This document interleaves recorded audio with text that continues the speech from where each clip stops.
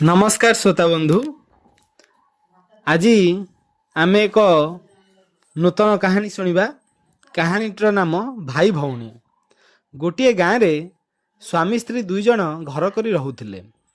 तांकर गोटे पुओ और गोटे झील थिला। झीलटीर बयस 20 वर्ष और पुओटीर 5 वर्ष।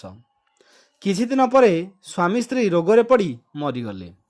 भाई भौणी एबे अनाथ हो गले। सेमाने बे चलिबे किपरि? घरे जहाँ अल्प किछि संपत्ति थिला सेथिरे किछि दिन गुजराण चलीगला। तापरे सान भाई को सांगरे धरी झीटी सहर को चलीला काम खोजिबा पई। सेतेबेले बैशाख मास चली थाए। मुंड उपरे प्रचंड खरा। रास्तारे चाली हेउ न थाए। किछि बाट गला परे सान भाई को भारी शोष लागिला। से देखिला गोटे स्थान रे एक पात्र रे गाई मानक पई पानी रखा जाइछि। से भौणी को कहिला, अपा शोष करुछि, ए पानी पीबी? भौणी मना कला। कहिला, ए पानी पीले तू बाछुरी छुआ पालटी जीवु। पिलाटी आउ कौन बा करिबो मन को बुझाई आगो को चलिला।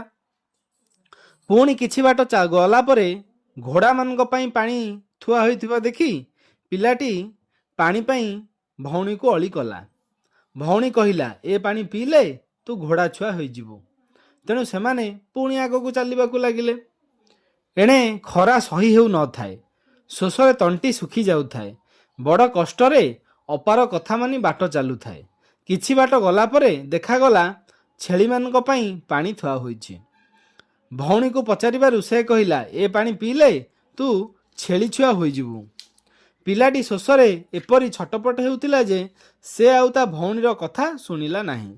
से झट करी जाई पानी पीवा मात्रे एक धला रंगर छनछनिया छेली छुआटीए होईगला। एकमात्र भाईटी छेली छुआ होई जिबारु भौणीटी गछ मूଳରେ बसी कांदिबाकू लागिला। एमिति कांदु कांदु संध्या माड़ी आसिला। एही समय रे सेही बाटरे जाउथुवा जणे बणिक झियोटी कांदुथिबार देखि ता पाखकू आसी कांदिबार कारण पचारिले।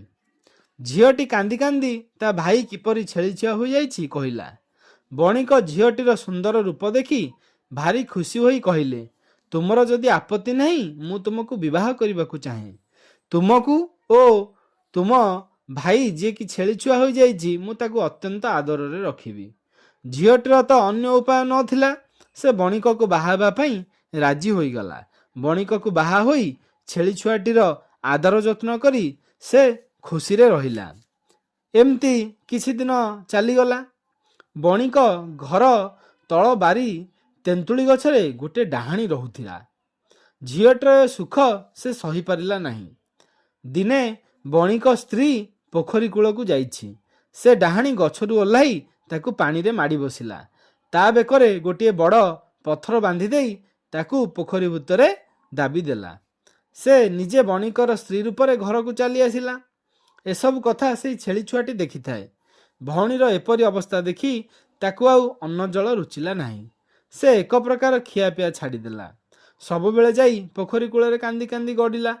पोखरी भितर शब्द हेउथाए, भाई रे मोर उपाय नाही, मो बेकरे बड़ पत्थर बोझ बंधा होइछि।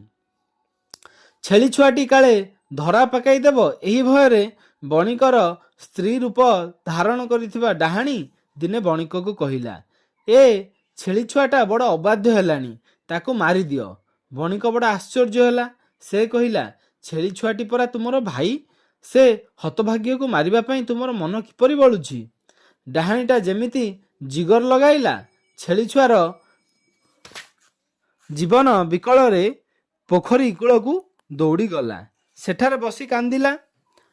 डाहाणी चाकर पिला को पठाइला छेली छुआ को धरी आनिबा पई। चाकर पिला पोखरी कूଳରେ पहुंची देखिला छेली छुआ आखिरे लुह। पोखरी भितर शब्द हेउची, भाई रे मोर उपाय नाही, मो बेकरे पत्थर बोझ होइछि।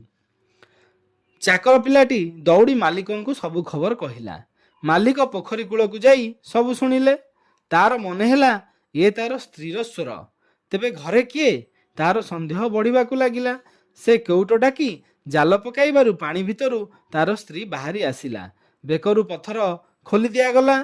तापरे ता स्त्री ସବୁ କଥା ତା ସ୍ୱାମୀ ଆଗରେ କହିଲା। ବଣିକ ସଙ୍ଗେ ସଙ୍ଗେ ଗୁଣିଆ ଡାକି ତାର ଘରେ ସ୍ତ୍ରୀ ରୂପରେ ଥିବା ଡାହାଣୀକୁ ବାନ୍ଧି ପକାଇଲା। ଡାହାଣୀ ମାଡ଼ ଖାଇ କଲବଲ ହେଉଥାଏ। ବିକଳ ହୋଇ କହିଲା, ମୋତେ ଛାଡ଼ିଦିଅ, ମୁଁ ତମର ଛେଳି ଛୁଆକୁ ମଣିଷ କରିଦେବି। ସତକୁ ସତ ଡାହାଣୀ ମନ୍ତ୍ରରେ ଛେଳି ଛୁଆ ମଣିଷ ହୋଇଗଲା। ତେଣୁ ଝିଅଟି ନିଜର ଭାଇକୁ ପୁଣି ଥରେ ମଣିଷ ରୂପରେ ପାଇ ବହୁତ ଆନନ୍ଦିତ ହେଲା ଏବଂ ଡାହାଣୀ ତା ବାଟରେ ସେଠାରୁ ଚାଲିଗଲା। ଧନ୍ୟବାଦ। ଚ୍ୟାନେଲଟିକୁ ଲାଇକ୍, ସେୟାର ଏବଂ ସବସ୍କ୍ରାଇବ୍